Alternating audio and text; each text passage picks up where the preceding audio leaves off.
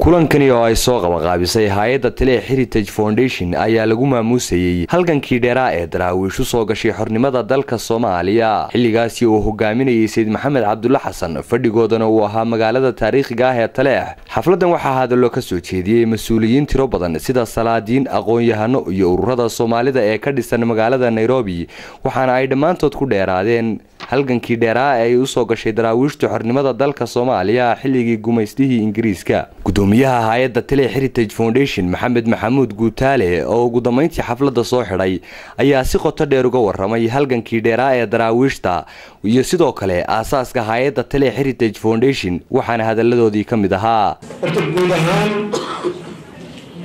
culimo iyo salaadiin iyo dhalinyaro iyo haween dhammaan waan idin mahad celinayaa sida sharafta badan ee ii qadariseen isla markaasna aad u ajiibteen xafladda tan aan idinku yeedhay iyo bandhigan aan ugu talagalay in aad aragtaan taariikhdiinii, taariikhdii Soomaaliyeed, taariikhdii awliyaashii, wax badan aad ka ogaataan. waxaan u mahad celinayaa jahliyadaha Puntland oo kale, Ogaden oo kale, ururada dhalinyarada maxay ahayd ururka dhalinyarada leh African Youth Development Forum.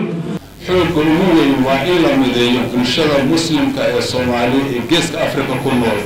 muslimiintuna maanta guud ahaan waxay u baahan yihiin inay cilmiga iyo dhaqaalaha ay xoogga saaraan ay ku dagaalamaan, waana quwadda ugu weyn ee hadda saalixa berigii sayidku noolaa radiyallahu anhu wa rahimahullahu waxaa saalix ahaa hubka, laakiin hadda waxaynu ku dagaalamayno waa qalin iyo maskax iyo dhaqaale.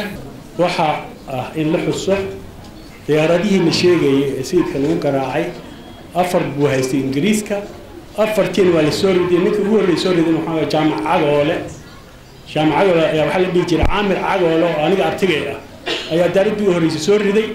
afar diyaaradood waa laga soo riday markaasuu doontay France oo haysata markaa diyaarado inuu ka